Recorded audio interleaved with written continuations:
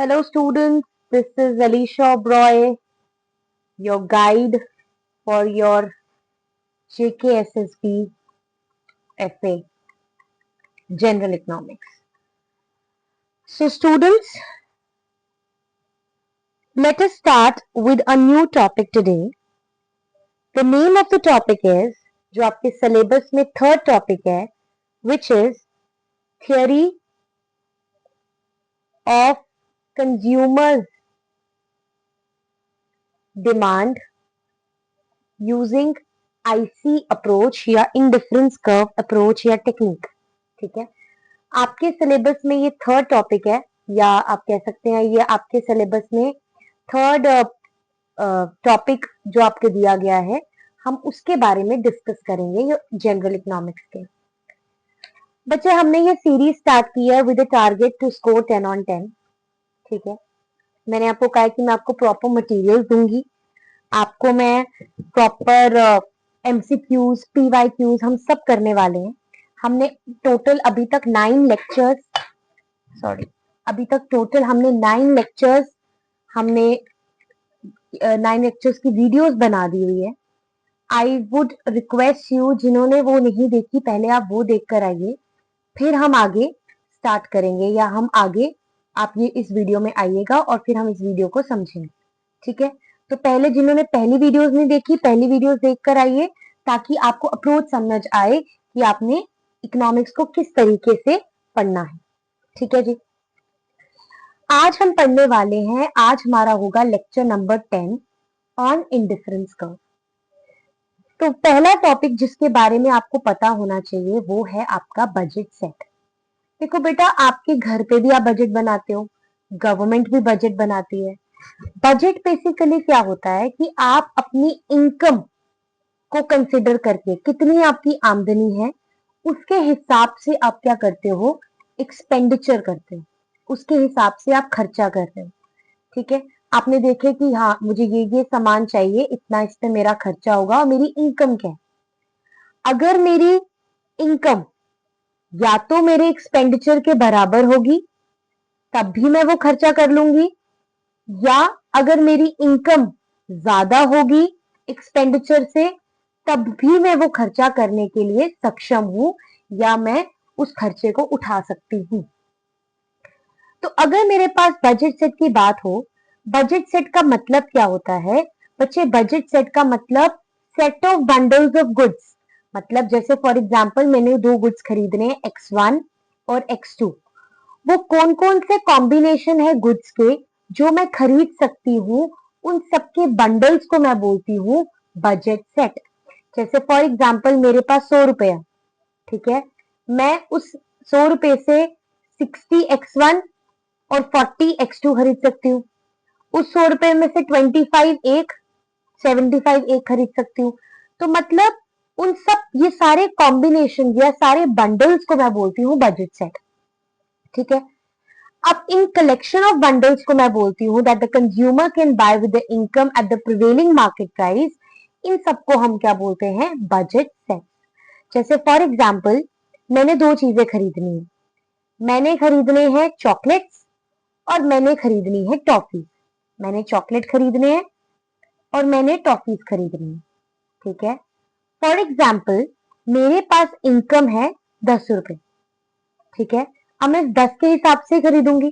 जैसे for example chocolate का price है 5 रुपए, टॉफीज का प्राइस है 1 रुपया। तो जैसे फॉर एग्जाम्पल मैं एक चॉकलेट खरीद सकती हूँ, प्राइस इंटू क्वांटिटी, प्लस मैं 5 टॉफीज खरीद सकती हूँ। ठीक है, मैं 1 रुपए की 5 टॉफीज और 5 रुपए का एक चॉकलेट खरीद सकती हूँ। या मैं करूं, मैं 5 रुपए का एक चॉकलेट खरीद लूं। जैसे अगर चॉकलेट का प्राइस है 6 रुपीज, 6 रुपीज का एक चॉकलेट खरीद लूं और 1 रुपए की टॉफी है तो 4 मैं टॉफीज खरीद लूं। मतलब या तो वो बराबर, अब एक और ऑप्शन है मेरे पास, 5 रुपए का एक चॉकलेट खरीद लूं और 3 रुपए की 3 टॉफीज खरीद लूं। मतलब पूरा 10 नहीं लगाया मैंने, उससे कम लगाया। तो एम अगर मेरा है इनकम, ये आ गया मेरा प्राइस, ये आ गई मेरी क्वांटिटी। कितने प्राइस और क्वांटिटी मतलब कितना खर्चा कर रही हूं, उन दोनों का समेशन, या तो ये जो मेरा खर्चा है वो इनकम के बराबर होगा तब भी मैं वो खर्चा उठा सकती हूँ, अगर वो इनकम से ज्यादा होगा तब मैं वो खर्चा नहीं उठा सकती, अगर इनकम से कम होगा तब मैं उसको उठा सकती हूँ। और इसी इक्वेशन को अगर मैं एक लाइन में ग्राफिकली रिप्रेजेंट करती हूँ तो उसको बोलते हैं बजट लाइन या प्राइस लाइन।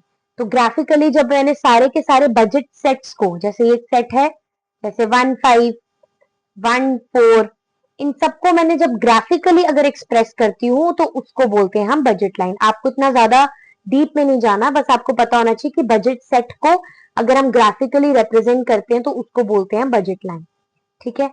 एक और चीज बच्चे, मैं आपको बस मेन बोल रही हूँ याद करने के लिए, आपको इतना डीप नहीं जाना। आपको पता होना चाहिए कि जो स्लोप ऑफ बजट लाइन है उसको हम बोलते हैं marginal rate of exchange, MRE, और उसका फॉर्मूला क्या होता है, पीएक्स अपॉन पीवाई। ठीक है। अगर मुझे एक्स को बढ़ाना है तो मुझे वाई को सैक्रिफाइस करना पड़ेगा, और अगर मुझे वाई को बढ़ाना है तो मुझे एक्स को सैक्रिफाइस, अगर एक को बढ़ाना है तो मुझे दूसरे को सैक्रिफाइस करना पड़ेगा।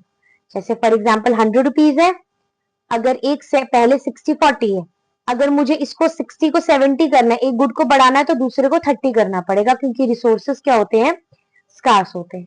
तो इसका फॉर्मूला क्या बना, p x upon p y, और उसका स्लोप क्या बनेगा, डाउनवर्ड स्लोपिंग या negatively sloping.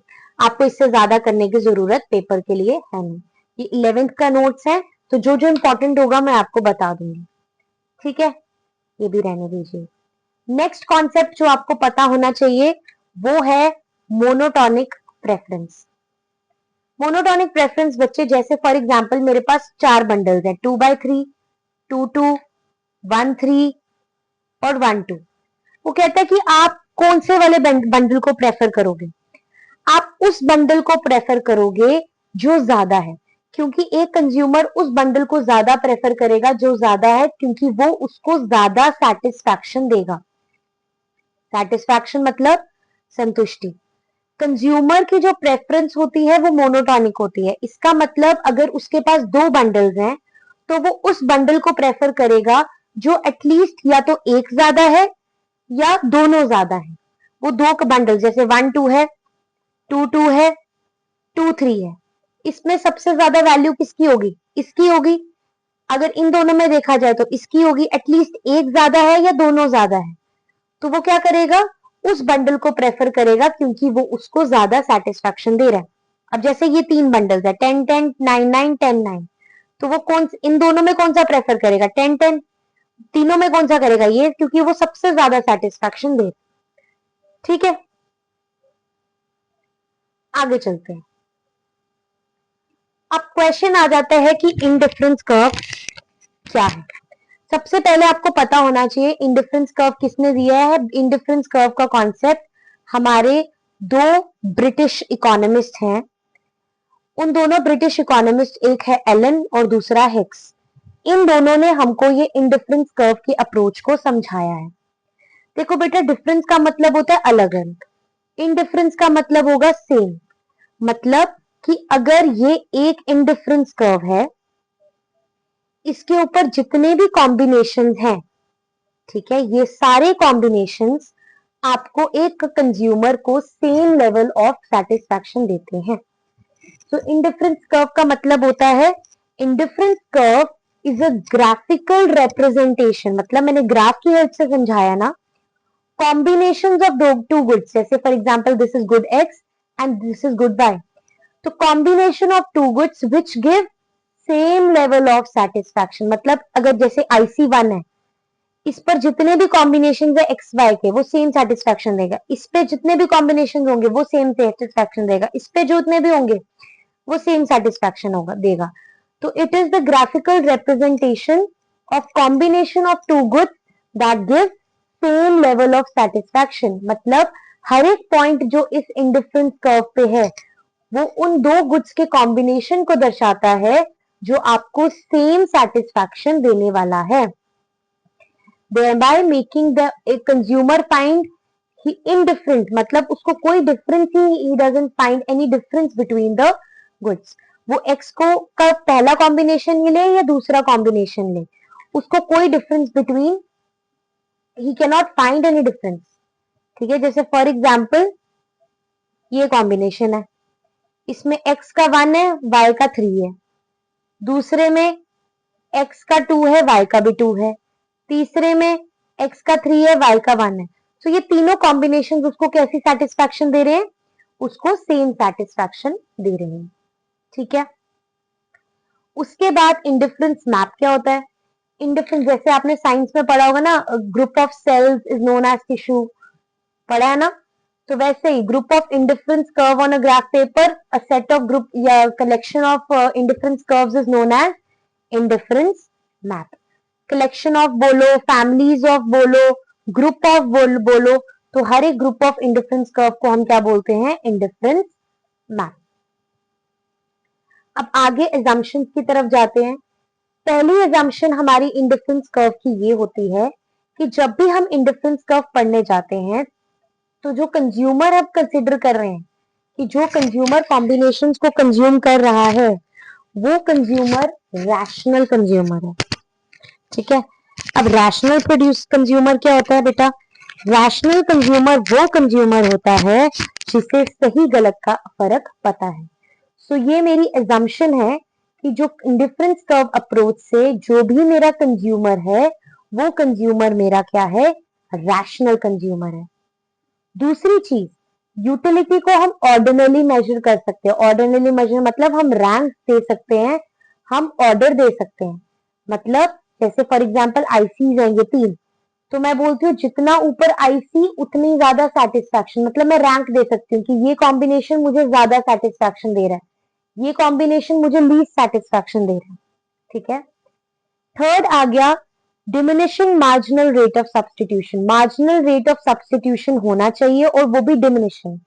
Marginal rate of substitution मतलब अगर मुझे एक गुड को बढ़ाना है तो मुझे दूसरे गुड को सैक्रिफाइस करना पड़ेगा, that is marginal rate of substitution. ठीक है, अब total quantity utility, total satisfaction किस पे डिपेंड करती है? कितनी कमोडिटी आपने कंज्यूम की है।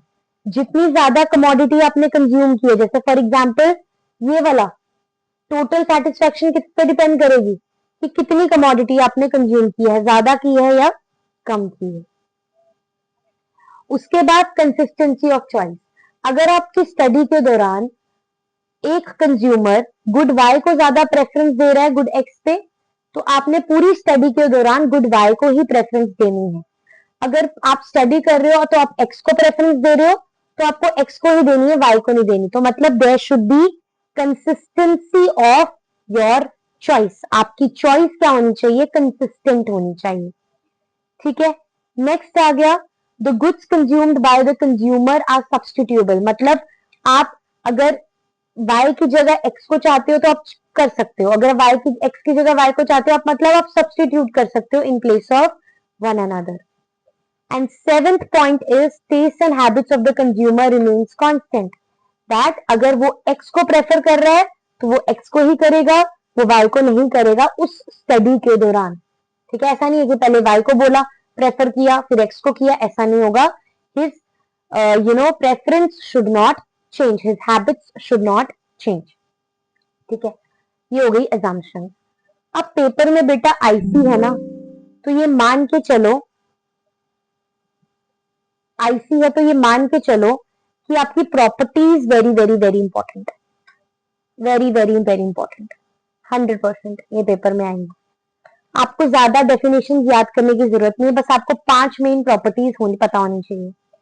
पहली प्रॉपर्टी ये है कि जो आईसी है वो नेगेटिवली स्लोप्ड है। आईसी नेगेटिवली स्लोप है मतलब it is downward sloping from left to right. मतलब क्यों? क्योंकि अगर मुझे x को बढ़ाना है तो मुझे y को कम करना पड़ेगा, बिकॉज ऑफ इनडायरेक्ट रिलेशनशिप। एक को बढ़ाना है तो दूसरे को कम करना पड़ेगा, इसीलिए आईसी क्या होता है? Negatively sloping. दूसरा, आईसी की शेप ऐसी होती है, it is convex to the origin. Convex क्यों होती है पॉइंट ऑफ ओरिजिन से? वही, अगर एक को बढ़ाना है तो दूसरे को घटाना पड़ेगा, और because of diminishing marginal rate of substitution. अगर marginal rate of substitution MRS अगर मेरा वो होता ना इंक्रीजिंग, अगर इंक्रीजिंग होता तो वो कंकेव टू द ओरिजिन होता, अगर कांस्टेंट होता तो वो स्ट्रेट लाइन होता। Basically MRS is your slope of IC. Slope of IC क्या होता है, वो नेगेटिवली स्लोप्ड होता है, इसीलिए वो डिमिनिशिंग है, नेगेटिव है। डिमिनिशिंग का मतलब अगर एक को बढ़ाना है तो दूसरे को सैक्रिफाइस करना पड़ेगा। नेक्स्ट आ गया थर्ड प्रॉपर्टी, जितना ऊपर आईसी उतना ज्यादा सेटिस्फैक्शन, मतलब आईसी इस पर, आईसी 3 पर मुझे ज्यादा सेटिस्फैक्शन मिलेगी और आईसी 2 पर मुझे उससे कम मिलेगी। ठीक है, फिर आईसी 1 पर उससे कम, जितना ऊपर जाता रहेगा उतनी ज्यादा satisfaction because of monotonic preference. Next, कभी भी दो आईसीज आपस में इंटरसेक्ट नहीं करते। Two ICs never intersect each other. ये कभी भी ऐसे शेप में नहीं आएंगे। क्यों? क्योंकि मैंने कहा कि आईसीज हर एक, अगर एक आईसी के ऊपर जितने भी कॉम्बिनेशन होंगे वो सेम सेटिस्फैक्शन देंगे, इस पर भी वो सेम देंगे, मतलब आपस में वो क्या देंगे, डिफरेंट लेवल ऑफ सेटिस्फैक्शन। अगर दो आईसीज आपस में इंटरसेक्ट कर रहे हैं तो उस पॉइंट पर वो क्या दे रहे हैं, same satisfaction, which is not possible. दो आईसीज है, वो different different level of satisfaction दे रहे हैं, जिस पॉइंट पर वो इंटरसेक्ट कर रहे हैं मतलब उस पॉइंट पर सेम दे रहे हैं, विच इज नॉट पॉसिबल। क्योंकि अगर इस पे अगर 10 सेटिस्फैक्शन मिल रही है, इस पे 12 मिल रही है, तो अगर ये इंटरसेक्ट करेंगे तो सेम कैसे दे सकते हैं, which is not impossible. Next आ गया आपके पास, आईसीज कभी भी एक्सिस को टच नहीं करते, ना इस एक्सिस को करेंगे ना इसमें, क्योंकि जब भी एक्सिस को टच करो मतलब वो क्वांटिटी क्या हो गई, जीरो हो गई। हमारी assumption थी कि it is a graphical representation of combination of two goods. अगर एक्सिस को टच कर गया तो कॉम्बिनेशन तो रहा ही नहीं, तो वो तो जीरो हो गया। तो आईसीज कभी भी आपस में टच नहीं करते। नेक्स्ट आ गया आपके पास, what is marginal rate of substitution. Marginal rate of substitution का फॉर्मूला होता है delta loss of output upon delta gain of output. ठीक है, मतलब अगर मुझे एक को बढ़ाना है तो मुझे दूसरे को सैक्रिफाइस करना पड़ेगा। You have to give up one quantity if you want to increase some units of other. तो इसका फॉर्मूला क्या है, loss of output upon gain of output. जैसे एमआरएस देखो यहां पर, लॉस कितना है 4 का, 9 माइनस 13 4, तो 4, गेन कितना है 1 का, ये कितना हो गया 4। 7 minus 9, 2 upon 1 which is 2, 1 upon 1 which is 1। तो इसमें डिमिनिशिंग है, पहले 4 था फिर 2 आया फिर 1 आया। एमआरएस इसमें डिमिनिशिंग है तो कर्व कैसा बनेगा, curve will be convex to the origin. ठीक है जी, लास्ट जो हम चीज करने वाले हैं, आपको पूरा ये थ्योरी करने की जरूरत नहीं है, आपको ये पता होना चाहिए कि कंज्यूमर को इक्विलिब्रियम कब मिलेगा। कंज्यूमर को आईसी के केस में इक्विलिब्रियम तब मिलेगा जब slope of indifference curve MRS किसके बराबर होगा, स्लोप ऑफ बजट लाइन के, पीएक्स अपॉन पीवाई के। जब ये आपस में इक्वल होंगे तब एक कंज्यूमर को इक्विलिब्रियम मिलेगा। बस आपको इतना याद करने की जरूरत है। ठीक है, स्लोप इंडिफरेंस कर्व के कंसेप्ट में कंज्यूमर को इक्विलिब्रियम तब मिलेगा जब इंडिफरेंस कर्व का slope marginal rate of substitution किसके बराबर होगा, स्लोप ऑफ बजट लाइन के, that is px upon py। आपको बस इतनी डेरिवेशन या इतनी इक्वेशन याद रखनी है। ठीक है,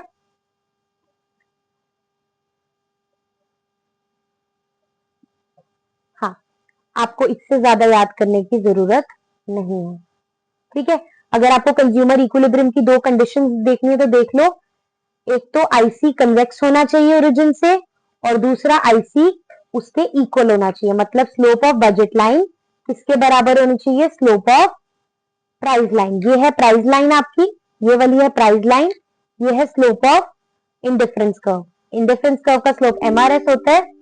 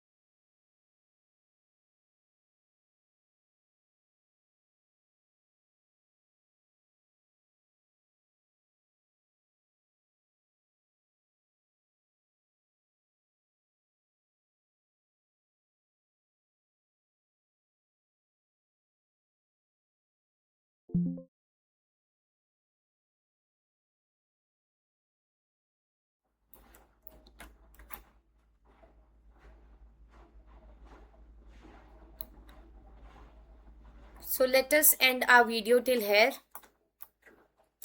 Please like, share, comment,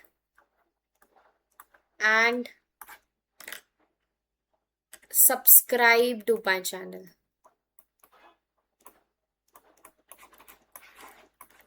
ठीक है जी, इतना ही करते हैं, हम यहां तक रखते हैं. We'll meet in the next class. आपका इंडिफरेंस कर्व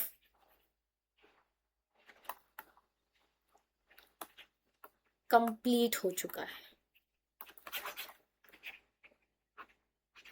थैंक यू.